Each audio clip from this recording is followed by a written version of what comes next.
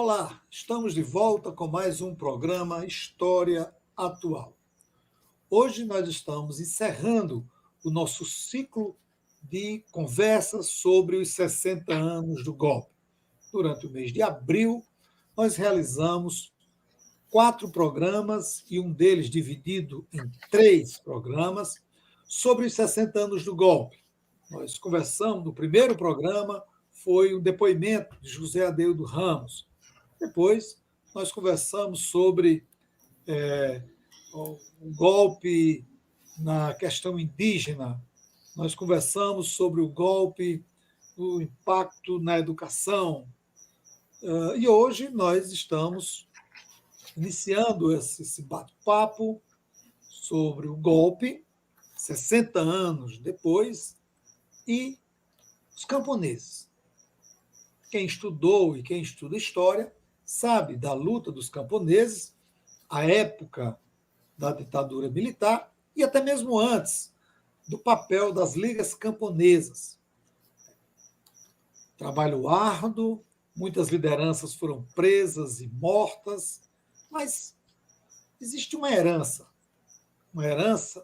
que é a memória, mas também uma herança de luta política. E hoje nós vamos conversar um pouco sobre os impactos da ditadura militar no campo e o que é que nós temos hoje, 60 anos depois, dos trabalhadores rurais. Não sai daí. Depois da vinheta, começaremos o nosso bate-papo.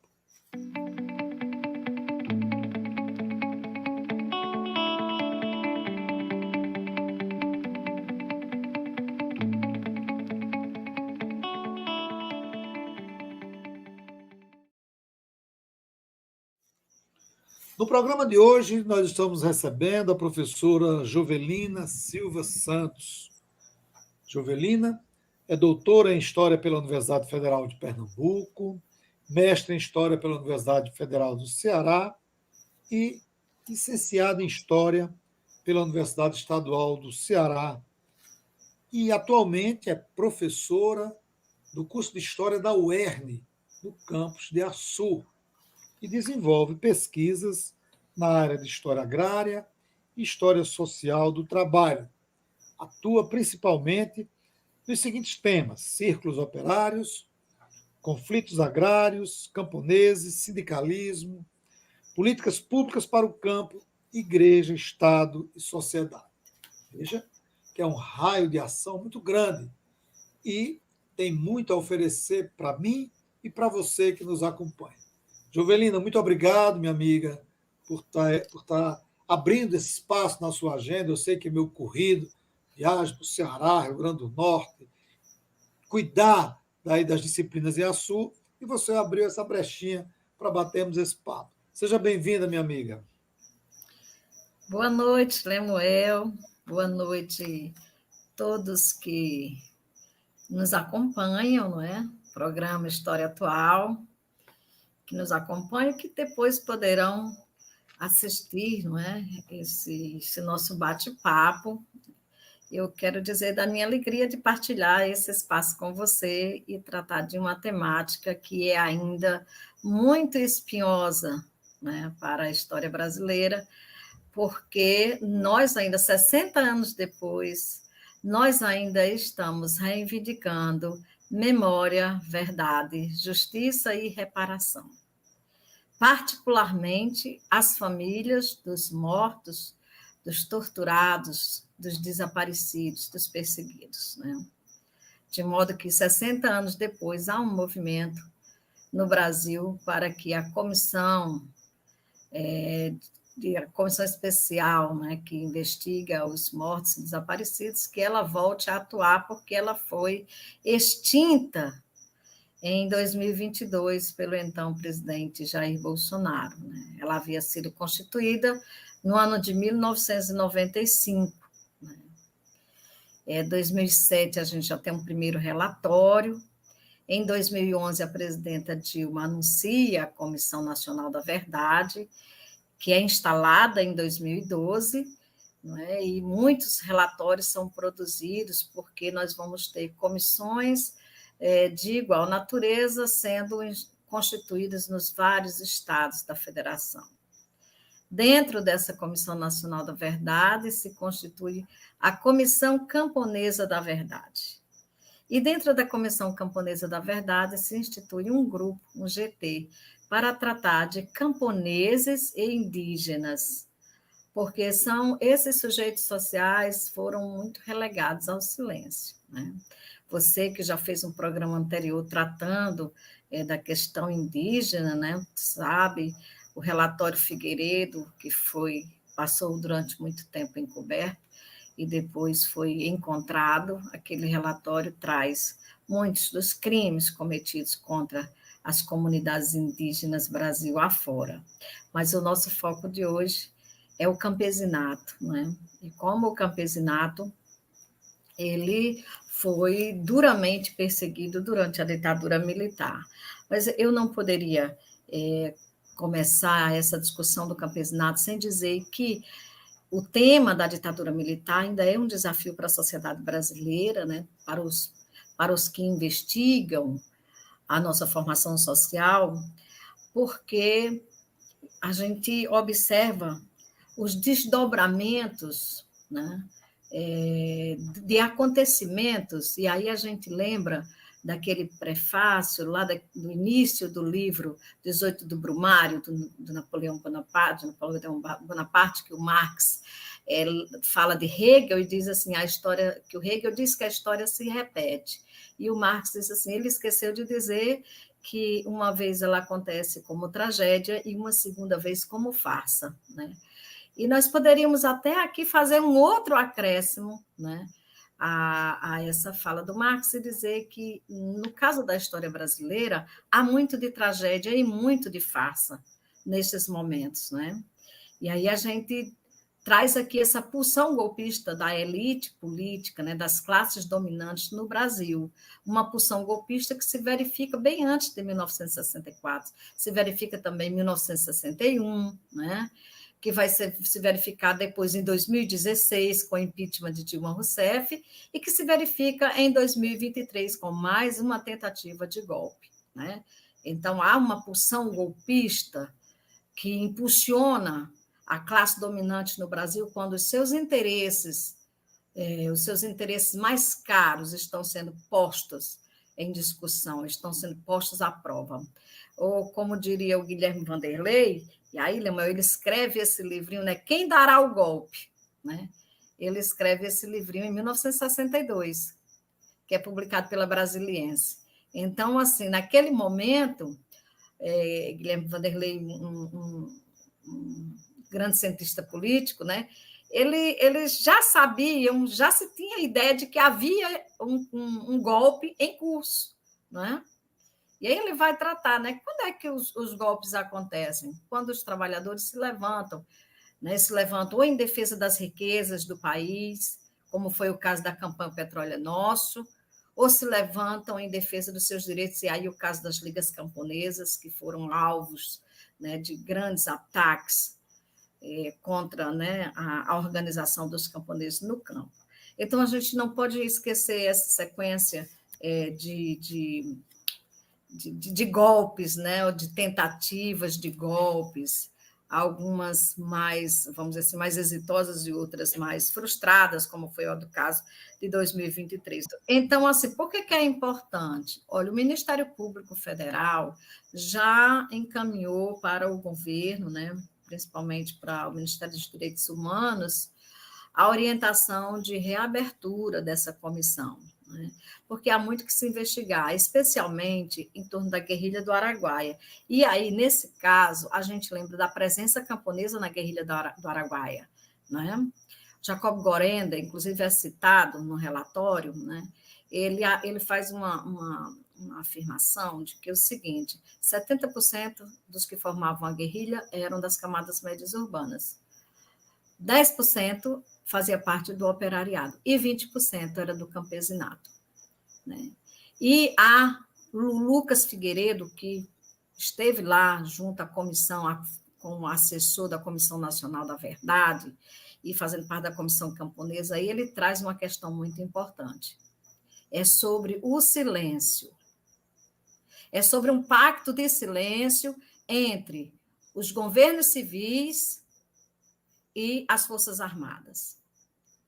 De modo que alguns documentos não se tornaram ainda públicos, né? E quando ele traz essa questão, nós estamos falando desde o primeiro governo civil, pós-ditadura militar, né? Aí você tem o José Sarney, aí depois você vai ter o Fernando Collor de Mello, o Fernando Henrique, o Lula e a Dilma, e o Pacto de Silêncio se mantém, né? E isso é muito grave. Jovelino, você falou aí no pacto de silêncio entre os governos civis e as Forças Armadas. Eu queria lhe fazer uma pergunta meio assim, meio complicada para algumas pessoas responderem. Acredito que você não. 60 anos depois do golpe, nós estamos com Lula na presidência. Ele que já foi 2 vezes presidente, e a gente sabe muito bem as relações que Lula sempre teve e continua tendo com as Forças Armadas, né? Diante desse quadro que você falou aí, você falou alguns momentos históricos, alguns momentos da nossa história, onde a elite se posicionou claramente em defesa e aplicando o golpe. Aí você citou 61, até chegar 2023, né? Na tentativa de janeiro. Como é que você avalia a postura do governo Lula esse ano, comemoração, no silêncio dele e em algumas medidas que ele adotou com relação à memória daqueles que sofreram com o golpe? Eu queria que você fizesse aí rapidamente uma avaliação sobre o governo Lula nessa relação da memória da ditadura militar. Bem, olha, havia uma expectativa muito grande, né, dos movimentos sociais, principalmente aqueles que estavam vinculados à luta, né, pela memória, verdade e justiça, de que com a eleição de Lula, as gavetas pudessem ser destravadas, né? Mas isso de fato não aconteceu, né? Quando a presidenta Dilma assume, essa esperança se renova com mais força. Afinal de contas, a presidenta Dilma foi torturada, brutalmente torturada, presa durante 3 anos. Mas as gavetas continuaram trancadas, né? E eu estou dizendo isso a partir de muito do que a gente lê e do próprio do material que o Lucas Figueiredo traz, né? Então as gavetas continuam trancadas. Agora, você chega a 2023, depois de a gente passar 4 anos vivendo sob uma democracia de fachada, que era isso que a gente estava vivendo, né? E 8 de janeiro, uma tentativa muito clara de golpe. E sim, com a presença de nomes das Forças Armadas, né, na estruturação desse golpe, que se tivesse dado certo, o presidente Lula não teria assumido. Aliás, teria sido, não é? Teria sido retirado do governo, não é? Teria sido afastado do governo, porque ele já tinha assumido em 1º de janeiro. Né? Então, você encontra agora o presidente Lula num tom, vamos dizer, não era só num tom amistoso, porque ele chegou a afirmar que ele estava muito mais preocupado com 2023 do que com os acontecimentos de 1964. Eu tenho certeza que o presidente Lula sabe, sim, da importância histórica de 1964 e sabe, sim, dos vínculos entre 1964, 2016 e 2023. Né? Quem leu aquele livro Historiadores pela Democracia vê aqueles vínculos claramente, por exemplo, o apoio da Fiesp em 1964 e 2016. E sabe, sim, do apoio dos empresários, especialmente do setor do agronegócio, aos acontecimentos de 2023.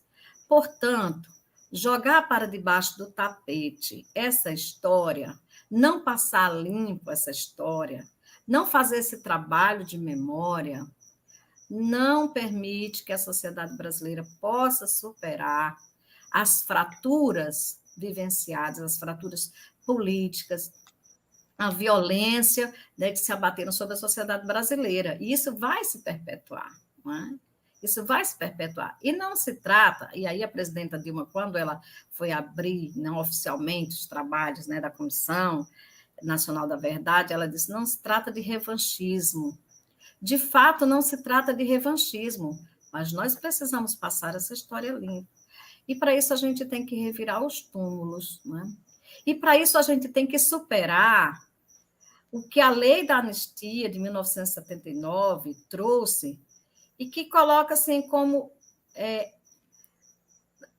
não, eles estão imunes, né? Os torturadores estão imunes a serem, vamos dizer assim, a serem responsabilizados pelos crimes.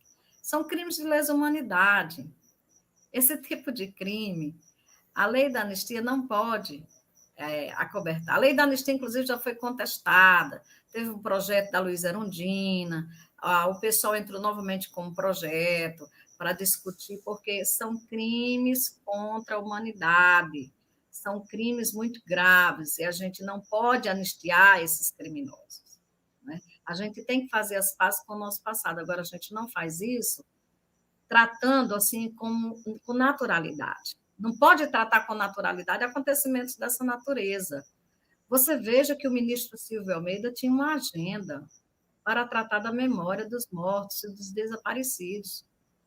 E o Silvio Almeida teve que suspender essa agenda de ação, de debate, não é? Então, os ministros, alguns ministros, se manifestaram, particularmente nas suas redes sociais, porque a presidência da República orientou que não deveria se tratar do golpe de 1964. Ora, a gente pode dizer assim, é um tom de conciliação com as Forças Armadas? O governo tem um compromisso com a sociedade brasileira também.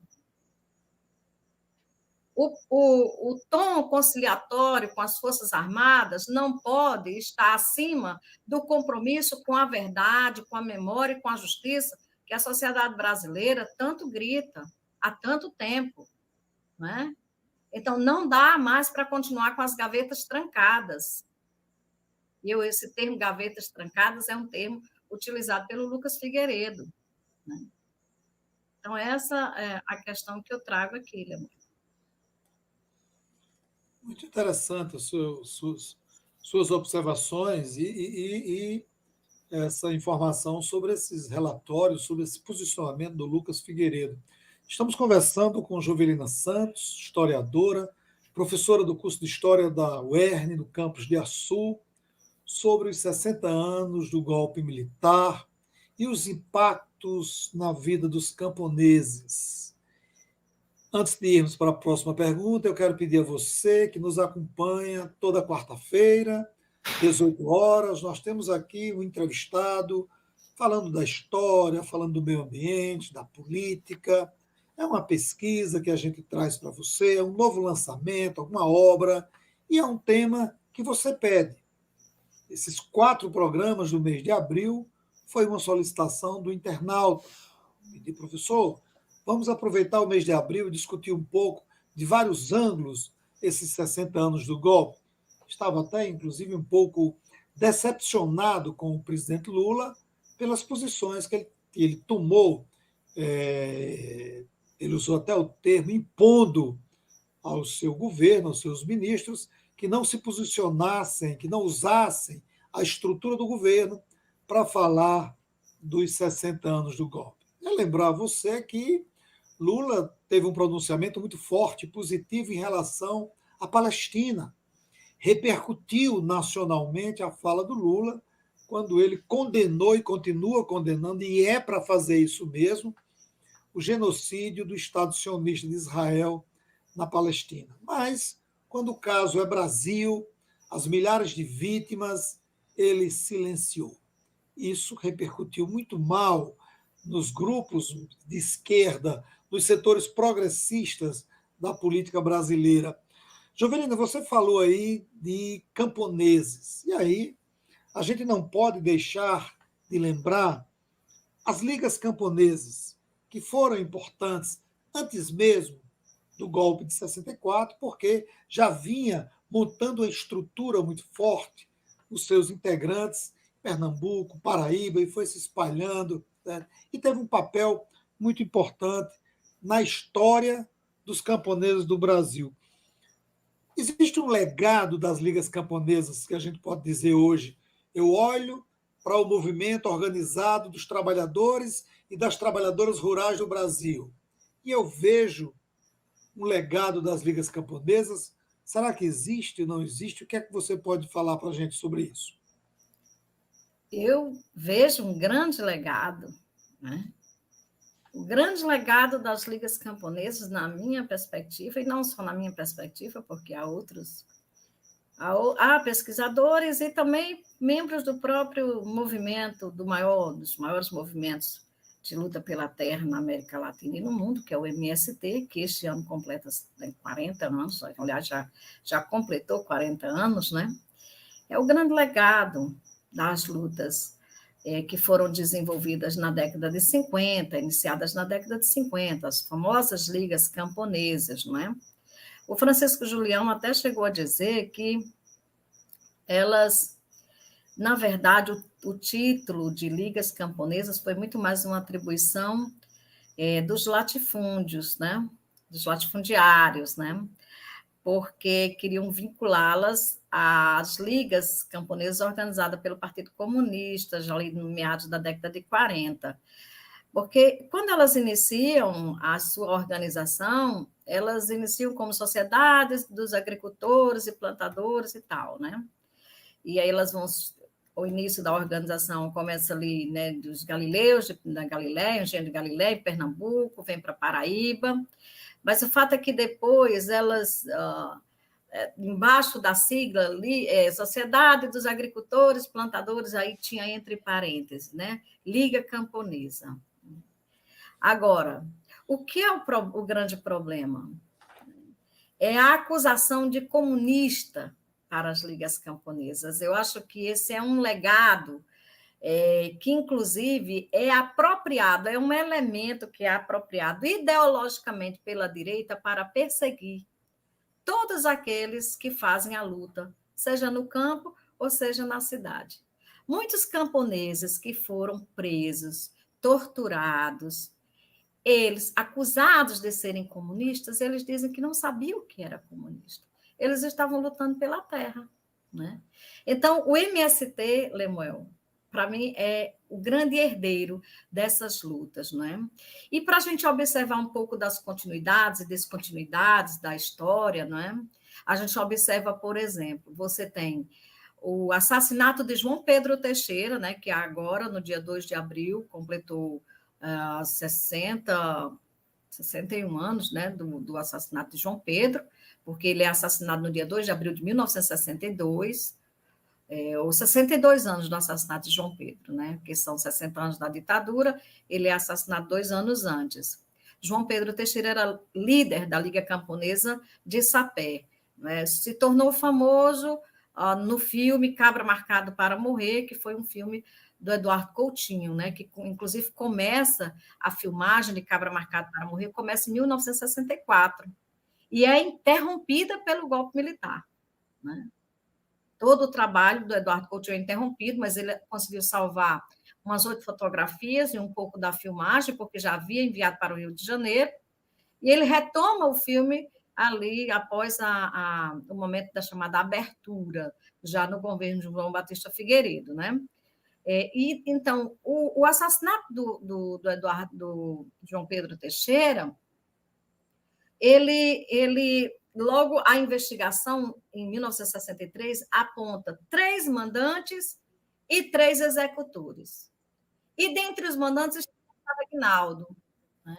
Eles formavam o Grupo da Várzea.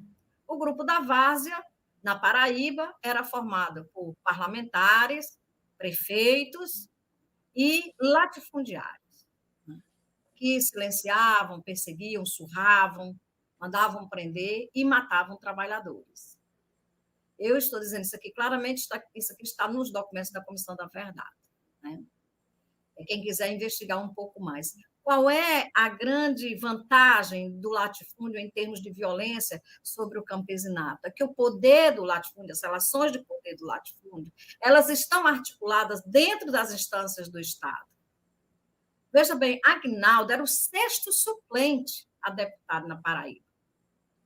E quando ele foi indiciado como mandante, todos os demais suplentes renunciaram para que o Aguinaldo pudesse assumir e aí ganhar a imunidade parlamentar. 21 anos depois, em Alagoas, na Paraíba,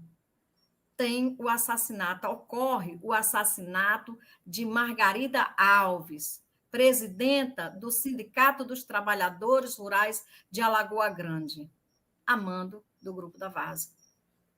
O nome de Aguinaldo também aparece. Né? Veja se não há vamos dizer assim, o Estado brasileiro, ele arma o latifúndio. E isso acontece até hoje. O ano de 2022 foi terrível para os camponeses. Foi terrível, foi dramático. 1984, quando você analisa os documentos da Comissão Camponesa da Verdade, você vai encontrar muito mais perseguições, mortes e assassinatos no campo a partir de 84. Porque o campesinato está se rearticulando. Rearticula a luta pela terra. Como a comissão ela trabalha com um período de 46 a 88, né? Então nós vamos ter muitos desses casos. Mas há muito mais ainda. E a própria Comissão Nacional da Verdade, a Comissão Camponesa da Verdade, reconhece que ainda é necessário muita investigação, né, sobre o caso dos camponeses. No Rio Grande do Norte, nós temos um número de 14 camponeses, 2 assassinatos nesse período. Mas há muito mais. Quando eu faço o cruzamento dos documentos da Comissão Nacional da Verdade e eu pego os documentos da CPT, aquele caderninho da CPT que foi disponibilizado, a CPT nasce em 1975, 1985 ela começa a divulgar os caderninhos, não é, que mostra a violência no campo. E aí, quando você faz o cruzamento, você vê que são muitos camponeses aqui. Sem falar que os sindicatos de trabalhadores rurais que foram organizados no início da década de 60, eles são destroçados pela ditadura militar, porque as lideranças são perseguidas, não é? Muitas lideranças de camponeses, aqui, de sindicatos, de trabalhadores rurais aqui no Rio Grande do Norte tiveram que fugir para não morrer, foram ameaçados de morte, tiveram que fugir, não é? O campo no Rio Grande do Norte é um campo extremamente violento. Se você quiser ver um pouco mais, se você assistir o documentário do Eduardo Coutinho, Teodorico, Imperador do Sertão, você percebe como é forte o poder dos donos, né? Ou os donos do poder, como eles subjugam o campesinato a várias formas de opressão e de exploração. Porque quando a gente fala, por exemplo, do cambão, né? O cambão, quando você trata do cambão, que são aqueles dias de trabalho que o camponês dedica gratuitamente ao patrão, né? Que o Francisco Julião fala, né? O que é o cambão. Você tem muito isso no trabalho lá, Paraíba, Pernambuco, mas aqui também, no Rio Grande do Norte, você tem o pagamento do cambão, e podia ser de 2, 3 dias na semana, além de pagar o foro da terra. Nós tivemos, analisando o caso, por exemplo, o caso de um camponês que ele não tinha mais como pagar a cabra de leite que ele poderia oferecer, e essa cabra de leite teve que ser entregue ao patrão, não é? Então, é uma situação de violência que permeia o campo potiguar muito grande. E a gente tem alguns materiais, os pesquisadores que estiverem interessados, por exemplo, o Boletim Disparada, que é um boletim do Serviço de Assistência Rural da Arquidiocese de Natal. Ele começa a ser publicado aí no início da década de 80, a partir dele eu acompanho as lutas camponesas no Rio Grande do Norte, especialmente os sujeitos sociais que eu investiguei na minha tese, que são os camponeses de São Rafael, na luta por terra de trabalho e moradia, né? São fontes muito importantes para a gente mapear, cartografar a luta desses sujeitos sociais, né? E eles continuam, eles são herdeiros dessa tradição de luta. Eles continuam, estão aqui no Vale do Açu, acampados. Por exemplo, um acampamento que nós só temos, acho que, 3 no Brasil, dessa natureza. Um no Ceará, na Chapada do Apodi, nós temos em Apodi um outro, e nós temos aqui no Rio Grande do Norte. Por que eles são diferenciados? Aqui no Vale do Açu. Eles são diferenciados porque são acampamentos que se instalaram em áreas de perímetro irrigado, em áreas em que o Estado destinou como uma ilha para os empresários do agronegócio. Porque a história dos perímetros irrigados é essa. É uma história de uma política pública bancada pelo Estado para que os senhores do agro possam ganhar muito, ter bastante lucro com o apoio do Estado, garantindo infraestrutura, segurança hídrica, porque em toda a área de perímetro irrigado você tem um grande açude público, né? Você falando aí dessa relação repressora do Estado para com os camponeses, Jovelina, lembrei agora do nosso segundo programa, que a gente discutia o caso Marielle. Nós conversamos com a professora professor Luciano Soares, que é da Universidade do Norte Fluminense, e um dos pontos era os 60 anos do golpe, e Marielle como resultado de uma ação coordenada por autoridades, ou seja, ligadas ao Estado, porque você tinha um parlamentar, você tinha um membro do Tribunal de Contas e você tinha um delegado. Por enquanto, esses são os acusados. Possa ser que outras pessoas, outras autoridades surjam no caso Marielle, porque existe grande possibilidade. Então, do mesmo jeito que o camponês ele é vítima por defender os seus direitos, por defender a sua terra, por defender algo sagrado, o direito de trabalhar na sua terra, Marielle foi assassinada por defender a legitimidade da área urbana, de combater o crime organizado que controla grande parte do Rio de Janeiro, que são as milícias. Quer dizer, você vê que esse Estado apodrecido e dominado pelo crime ou dominado por esses golpistas, ele está aí. Então, você vai para o campo, você vê pessoas sendo mortas, perseguidas, você vai para a área urbana, são políticos, homens ou mulheres, que lutam por defender áreas urbanas e democratizar o acesso à área urbana, e essas pessoas são vítimas. Jovelina, nós estamos falando de memória da ditadura.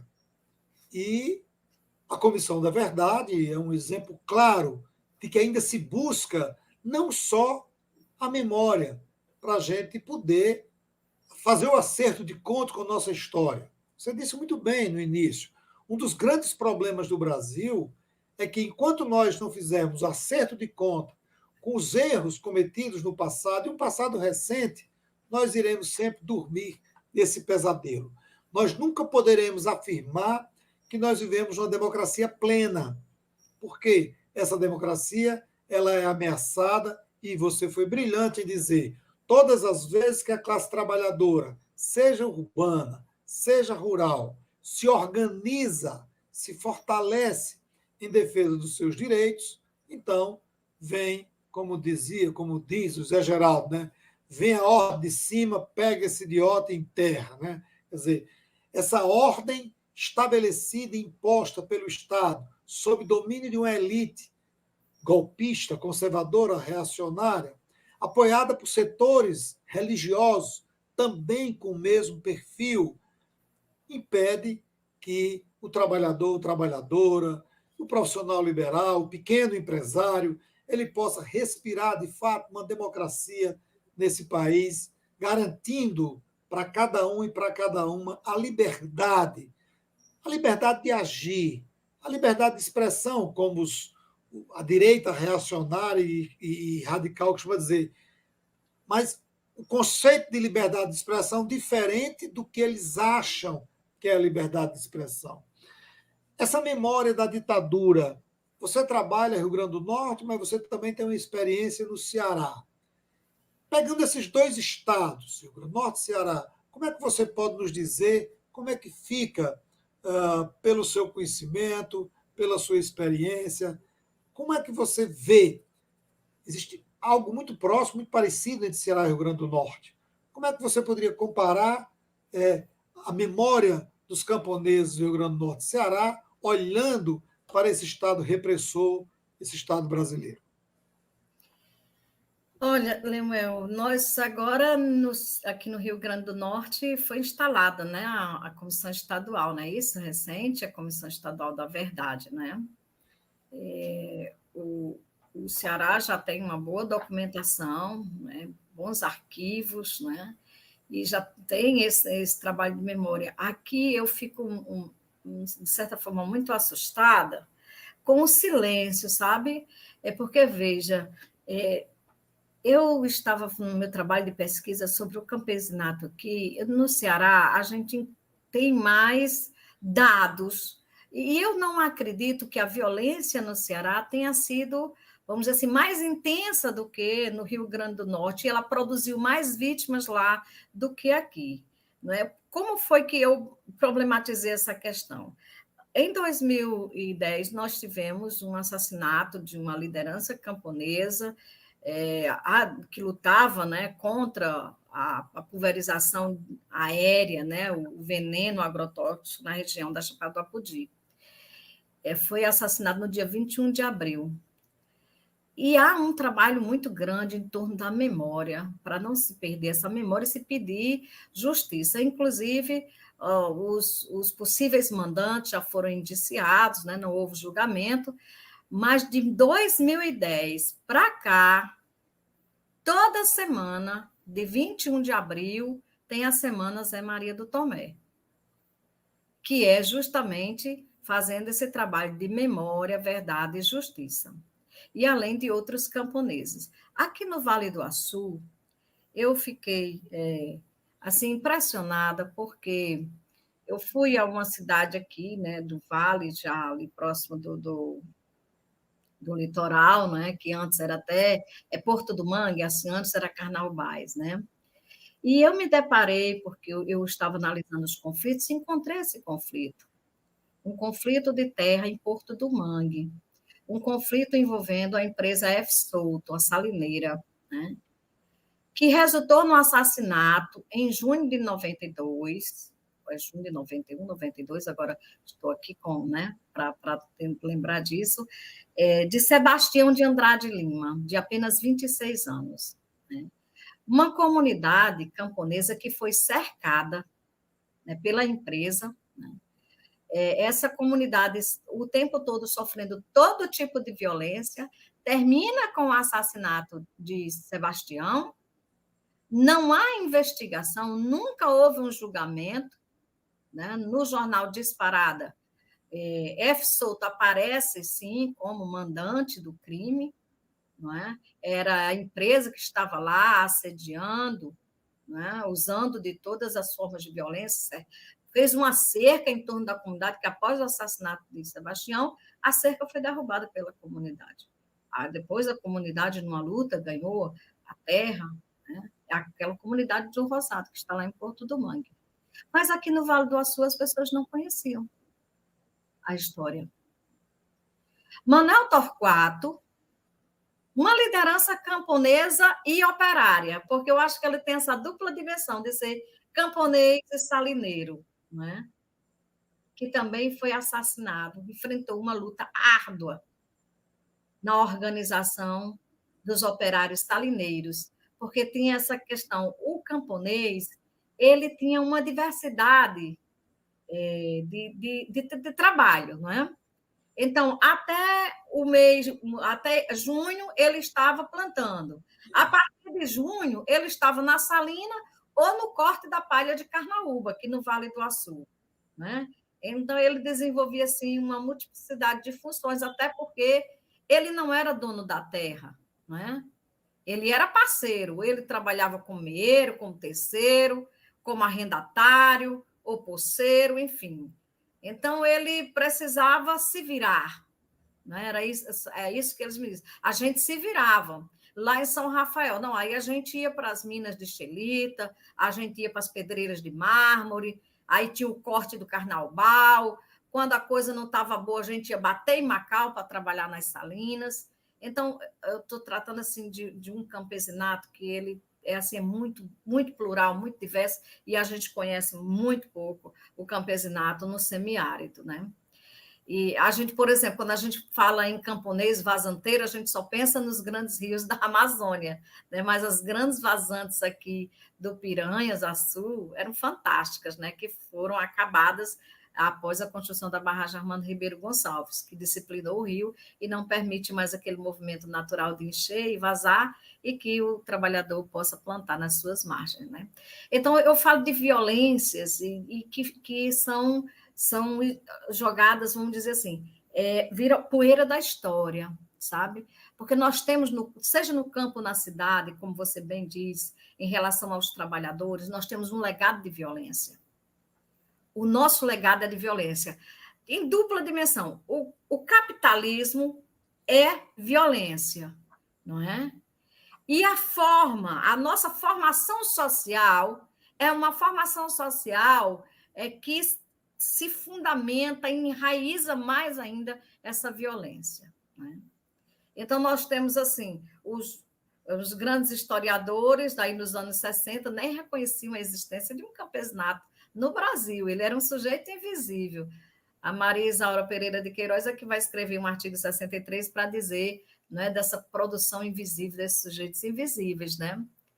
Só na década de 70 aí, é que a Maria Ieda Linhares vai tratar de uma história social da agricultura, junto com Francisco Carlos Teixeira, e aí hoje a gente tem uma história agrária, uma história social do campesinato, né? E aí eu não estou falando de um campesinato camponês no sentido político, no sentido analítico mesmo, na possibilidade de encontrá-lo na perspectiva, vamos dizer assim, de análise mesmo, de encontrar esse sujeito social. Nesse momento, assim, São Rafael, por exemplo, eu encontro uma luta muito aguerrida aqui no Rio Grande do Norte, e no Ceará acontece algo muito parecido. No Rio Grande do Norte, com a construção da barragem Armando Ribeiro Gonçalves, a cidade de São Rafael, ela é toda submersa. Isso acontece no final da década de 70, porque a obra se inicia em 79 e é inaugurada em 1983. 84, 85, muita água submerge São Rafael. Mas centenas de famílias camponesas ficam sem ter para onde ir, porque elas não eram donas de nada. Isso que ele está dizendo é o Denox. Se não tem posses, não tem indenização a receber.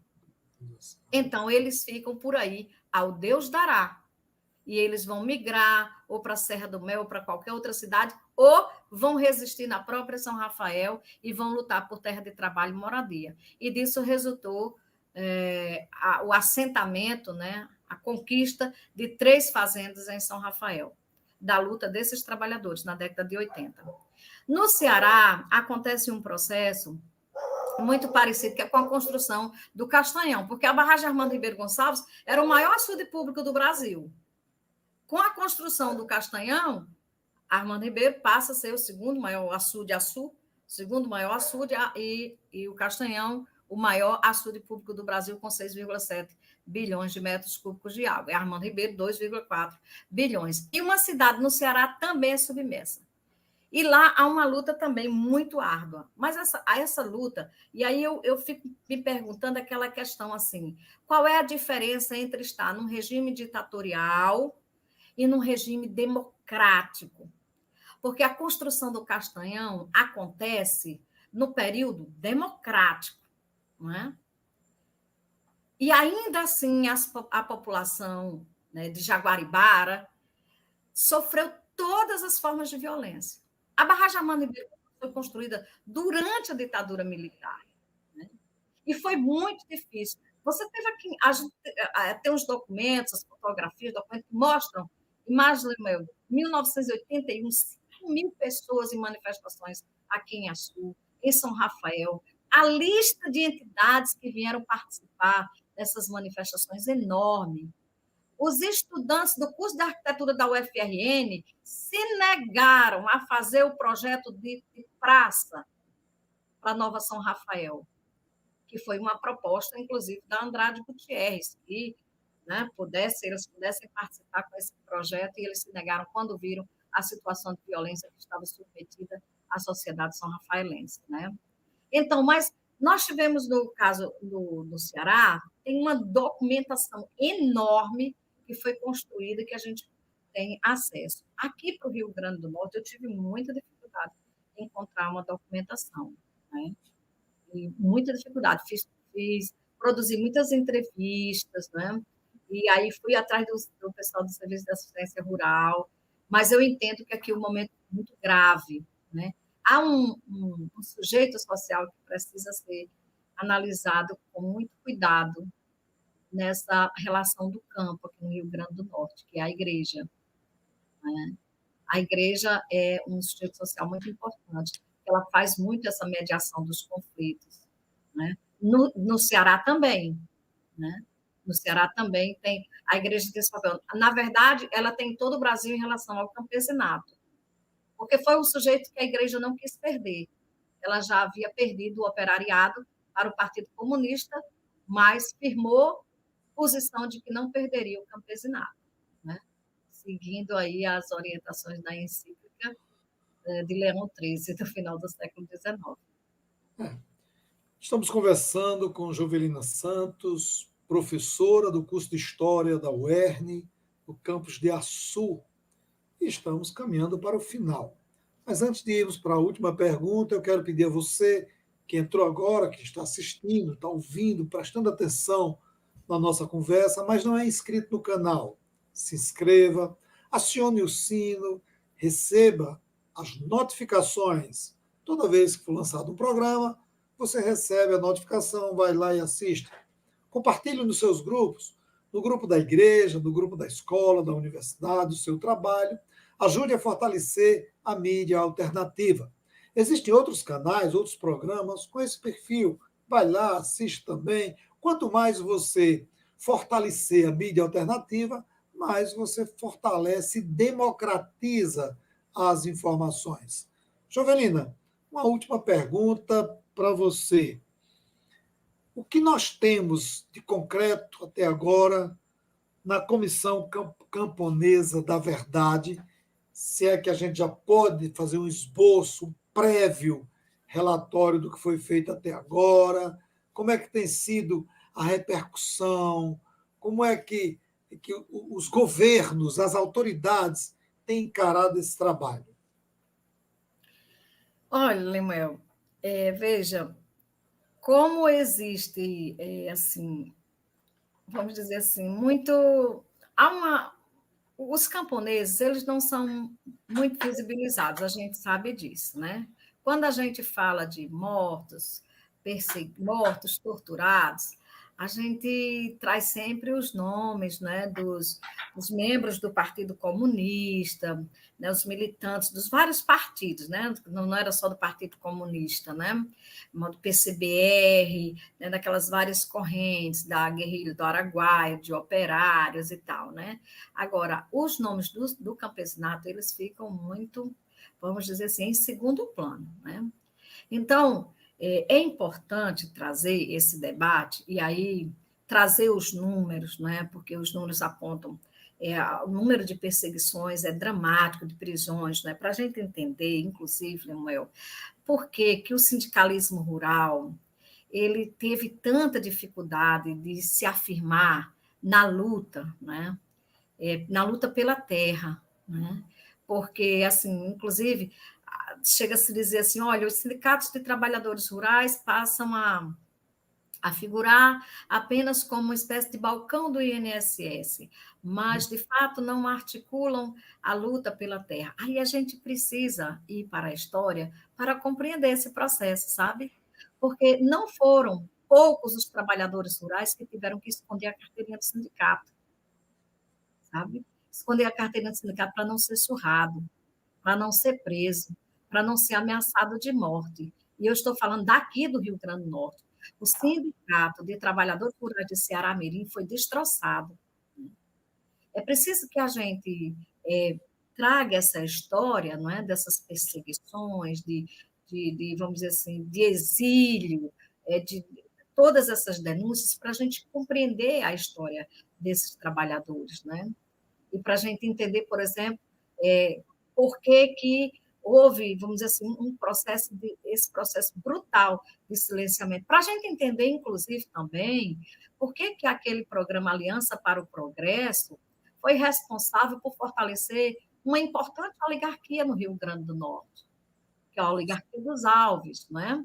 O que isso tem a ver com o campo, né? Claro que o Paulo Freire disse que a Aliança para o Progresso tem que ter medo de mim. Eu não tenho medo da Aliança para o Progresso. Mas por que os Estados Unidos carreou tanto recurso para o Rio Grande do Norte e não carreou para Pernambuco, por exemplo, de Miguel Arraes, né? Então, é importante a gente trazer essas questões para compreender. É um campo muito vasto para ser investigado, né? Para a gente entender certas questões que ainda são, vamos dizer, interrogações para a nossa história, né? E aí, outras questões que eu acho que é importante, aí, veja, com a retomada, e aí a gente acredita que essa retomada seja logo, na retomada dos trabalhos da comissão e novos investimentos acerca, né, da perseguição, não só os camponeses, obviamente, que nós precisamos ainda muitos estudos sobre as comunidades indígenas, né? E também sobre outros setores, né, o operariado, e também descobrir onde estão muitos dos desaparecidos, onde eles estão enterrados, porque as famílias precisam desse direito, né, de enterrar os corpos dos seus familiares, e nós precisamos de ter garantido o direito à verdade. Mas aí tem uma reflexão que eu queria trazer, Lemuel, agora que a gente chega aqui para o final, diante das mais dramáticas experiências vivenciadas durante a ditadura militar. O que motiva centenas de pessoas irem às ruas pedir o retorno da ditadura? É possível que esse pacto de silêncio, ou a política de gavetas trancadas, como trata Lucas Figueiredo, compreendido como forma de não enfrentamento aos quartéis, que não permite descerrar as cortinas desse período ainda obscuro, possa trazer à tona atos ilegais e ações absurdamente terríveis, não contribui para a manutenção da ignorância sobre os fatos e, portanto, da permanência da ideologia do Brasil grande potência e da ideia de revolução para salvar o país dos comunistas construídas durante a ditadura e retomada, por exemplo, em período recente? É possível que o não escancaramento das ações da ditadura justifiquem o editorial da Folha de São Paulo, que em fevereiro de 2009 tratou a ditadura brasileira como dita branda? Até que ponto, considerando o que Lucas Figueiredo nos apresenta, e ele nos apresenta com autoridade e seriedade, a política de ocultação da verdade não contribui com a ignorância de parte da população em torno dos acontecimentos terríveis que vitimaram milhares de pessoas nesse país? E em que medida o não enfrentamento desse processo permite que militares de alto escalão das Forças Armadas articulem com governos, empresários, golpes contra a democracia e, portanto, contra o povo brasileiro, como vimos acontecer em janeiro de 2023, e que houve até casos em que o suspeito até ascendeu na carreira militar? Então, são com essas reflexões que eu encerro aqui para que a gente possa pensar, não é? Porque existe... O Pedro Henrique publicou esse livrinho aqui, Estranhas Catedrais. Eu acho que Estranhas Catedrais, que inclusive ganhou o Prêmio Jabuti em 2015, que trata da relação da ditadura com os empresários. Desmonta muito o mito construído em torno do governo dos militares, de que não havia corrupção, não é? E, inclusive, quando o livro foi lançado, né, alguns analistas chegaram a dizer que isso não valia, esse livro não tinha importância nenhuma, negando o valor da grande pesquisa que foi feita. Mas o grande clássico mesmo do René Dreyfus, 1964, A Conquista do Estado, né, continua sendo um clássico, é muito importante, né? É muito importante, mas é fato que o pacto que instituiu a ditadura militar no Brasil, que destituiu a presidenta Dilma Rousseff e que armou novamente um golpe em 2023, ele reúne militares, empresários, né, que articulam para destruir sempre que tiverem seus interesses, vamos dizer assim, ameaçados, minimamente ameaçados. E eu acho importante, Lemuel, também divulgar campo de concentração no Rio Grande do Norte, para a gente entender o que foi que aconteceu entre 1952 e 53 na base aérea de Natal, né? Em Parnamirim, se transformou num grande campo de concentração para torturar pessoas, né, principalmente militantes do Partido Comunista. Né? Qual era o crime? Lutar na campanha O Petróleo é Nosso. Né? Então, desvendar a nossa história é um grande desafio e a gente faz isso, você, eu, todos nós historiadores que temos compromisso com a democracia, né? Tem aquele livro em 2016, Historiadores pela Democracia, muito bom. Nós que temos um compromisso com a democracia brasileira, nós continuamos imbatíveis nessa luta. Faremos isso sempre que formos chamados ao debate. Ok. Estamos concluindo o nosso papo com a professora Jovelina Santos, brilhante explanação, muito consistente em seus argumentos, e não era esperar diferente. Jovelina, eu passo para você, minha amiga, fazer as suas considerações finais. Lemuel, eu quero agradecer por esta oportunidade, não é? E dizer que para mim é sempre uma alegria estar aqui com você, eu fico assistindo, né, os seus programas e eu que me tornei assim uma pessoa que admiro mais o trabalho em torno dessa discussão do cangaço e aprendi muito com os seus programas, com o trabalho que você desenvolve, né? Então, acho que você dá uma contribuição enorme, não só para os estudantes do curso de História da UERN, mas para toda a sociedade norte-rio-grandense, não só norte-rio-grandense, porque eu tenho mandado aqui o seu programa para o pessoal lá do Ceará, né? Olha, veja aqui. Então, assim, acho que vamos dizer assim, uma abnegação da sua parte, construir um canal no YouTube, né? Você com tantas responsabilidades que tem, mas construir um canal no YouTube para debater temas contemporâneos, né? Temas que são palpitantes, temas quentes, história do tempo presente, mais que presente, história que nos desafia. Então, agradeço demais o convite e espero que aqueles e aquelas que, né, que venham a assistir o programa, que vão assistir ou depois, possam, né, vamos dizer assim, que sirva, né, para a reflexão sobre esse momento da nossa história e sobre o nosso futuro, né, sobre o nosso futuro. Obrigado, Jovelina, pela participação. Obrigado a você que nos acompanha toda semana. E ficamos por aqui. O mês de abril terminou, maio vem aí, nós teremos novas pautas, novos programas, novos entrevistados. Eu agradeço mais uma vez a você. Um forte abraço a todos e a todas e até a próxima semana.